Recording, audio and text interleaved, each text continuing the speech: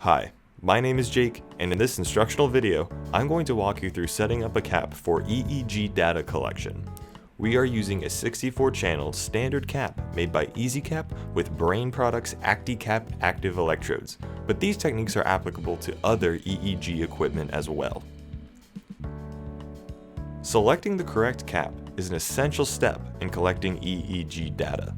A good cap fit is important to ensure that all electrodes maintain contact with the scalp. To ensure you're selecting the right cap, begin by measuring the participant's head. Place one end of the measuring tape between the participant's eyebrows and circle around the back of the head at the widest part.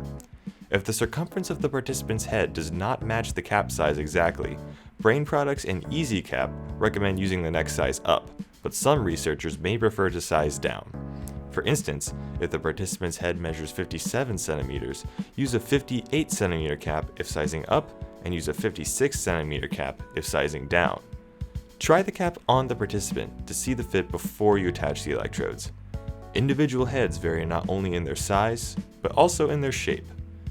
If you aren't satisfied with the fit, for example, the electrodes land on the ear as opposed to behind the ear, you can switch from an oval cut cap to a round cut cap if available. The number and layout of electrodes may vary depending on the experiment. Thus, it is important to check that you have the correct electrode configuration before starting the capping procedure.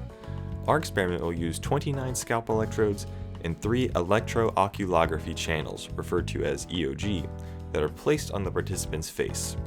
Our EasyCap has 64 scalp positions in total, 32 yellow holders and 32 green holders. We have redistributed these labels so that the green holders reflect the 29 scalp electrode positions we want to use.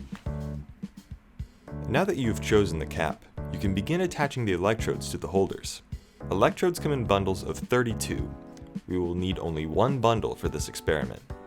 Make sure the wires are untangled by gently shaking the electrode bundle and avoiding knocking the pellets against each other or against hard surfaces.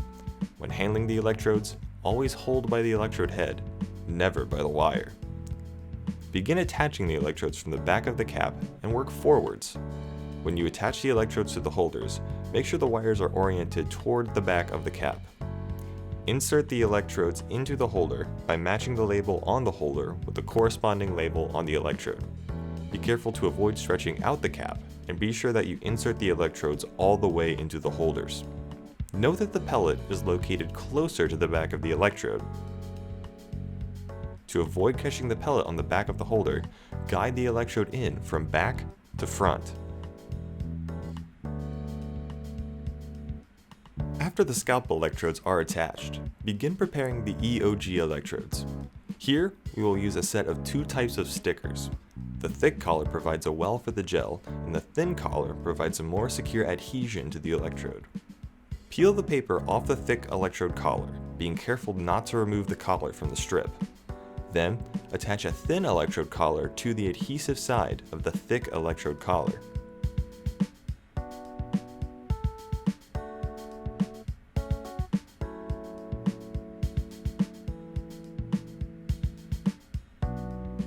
Repeat this process for the remaining electrodes. When ready, peel the white paper off the thin electrode collars and attach the electrode. Place the electrode so the pellet is located as close to the center of the reservoir as possible and the wire is lined up with the tab of the collar. Keep the electrode wires untangled as you attach the electrodes. Once the electrodes are attached to the collars, you are ready to begin capping the participant.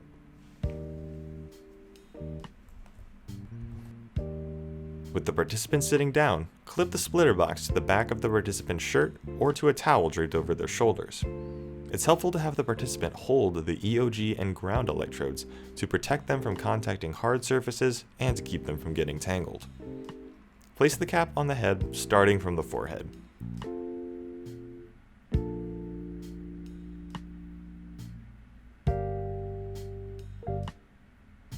Make sure the tag is not tucked into the cap where it could block the connection to the scalp, and try to avoid tugging on individual electrodes or wires.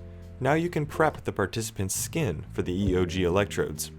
One horizontal EOG electrode will be placed next to the outer canthus of each eye, and one vertical EOG electrode will be placed below the right eye, close to the cheekbone. With an alcohol swab, carefully rub the areas where the electrodes will go to remove any dirt or oils. Make sure the Z, or midline of the cap, is lined up with the midline of the scalp.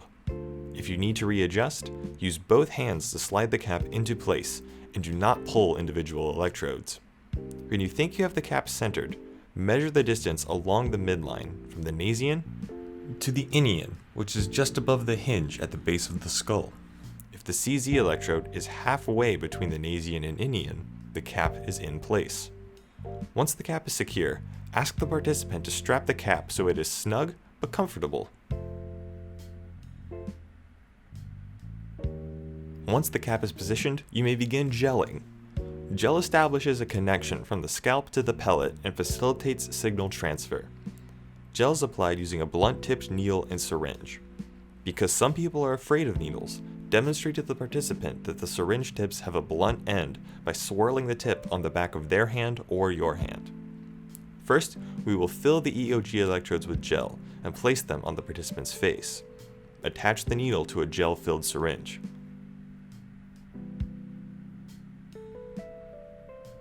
Place your thumb on the edge of the reservoir and rest the needle on your thumb to provide stability and prevent the tip from touching the pellet. Fill the reservoir of the electrodes completely with gel. Once they are filled, remove the electrode and collar from the strip.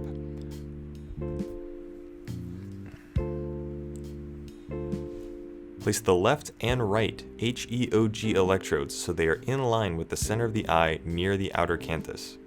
The HEOG electrodes should be placed vertically so the wires point down towards the participant's shoulders. This keeps the electrodes flat against the skin and avoids interference from the cap. Place the VEOG electrode below the right eye, far enough down that it doesn't interfere with the participant's vision when they look directly ahead. The VEOG electrode should be placed horizontally with the wire pointing towards the ear. Make sure no EOG wires cross in front of the participant. Next, we will fill the scalp electrodes. Explain to the participant that you will use the needle to swirl the hair out of the way. Ask the participant to alert you if they feel any discomfort. To administer the gel, hold the neck of the electrode in place and insert the syringe tip into the notch of the electrode so the syringe is in contact with the scalp. Gently swirl the syringe in a circle while maintaining contact with the scalp. This gentle swirl will help establish a stronger connection between the electrodes and the scalp by pushing the hair aside. Fill the electrode by pushing down on the plunger while slowly pulling the syringe up and out of the well.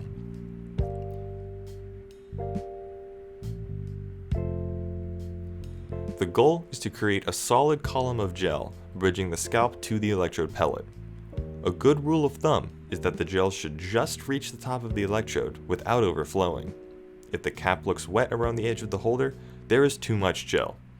This technique may take some practice. Continue to gel every electrode location before testing the participant.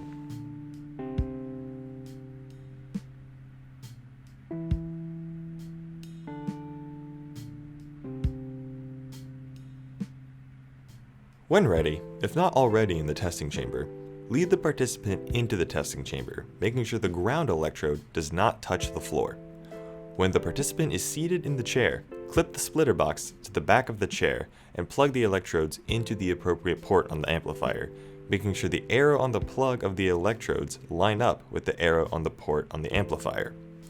Plug the ground wire into the socket labeled GND on the amplifier. Connect the battery to the amplifier. Instruct the participant to remain seated until the cables are disconnected and the splitter box is clipped back to their shirt.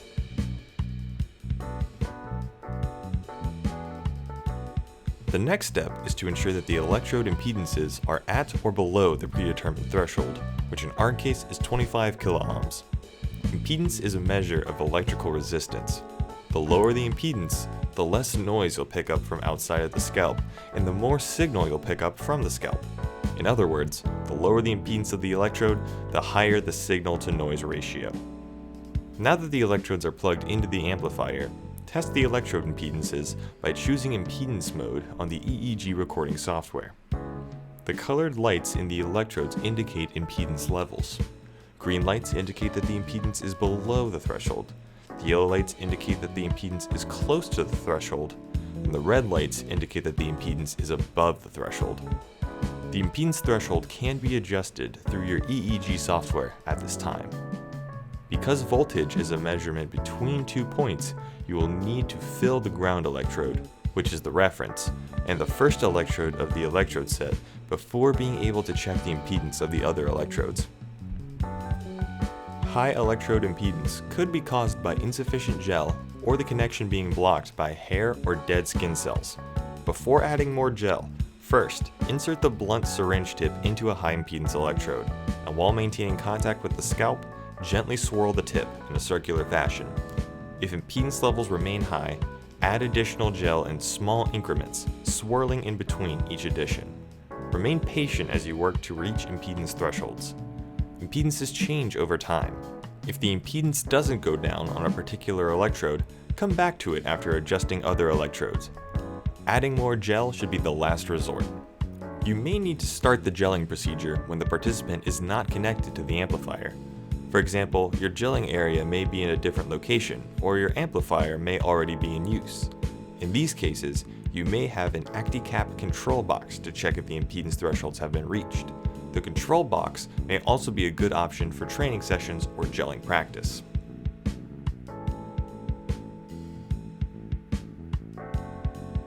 When the participant has completed the experiment, carefully unplug the splitter box and ground electrode from the amplifier.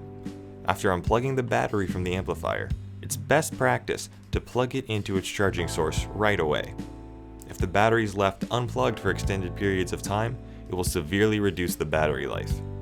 Have the participant unstrap the cap. Remove the EOG electrodes by placing one finger on the face near the electrode and peeling off the electrode.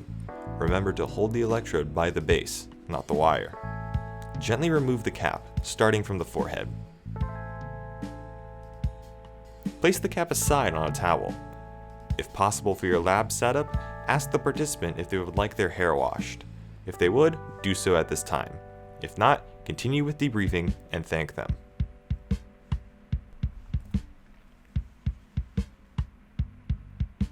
The next step is to remove the electrodes from the cap.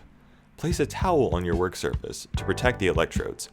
Hold the electrodes by the base and use the electrode removal tool to carefully leverage them out of the holder. Once all of the electrodes are removed, begin prepping the electrode set for washing by moving the sliders towards the electrodes. To clean, place electrodes in a plastic colander in the sink, making sure the ground plug and splitter box do not get wet. We wrap the splitter box and a ground in a towel and anchor it behind the faucet to ensure that they do not fall into the sink.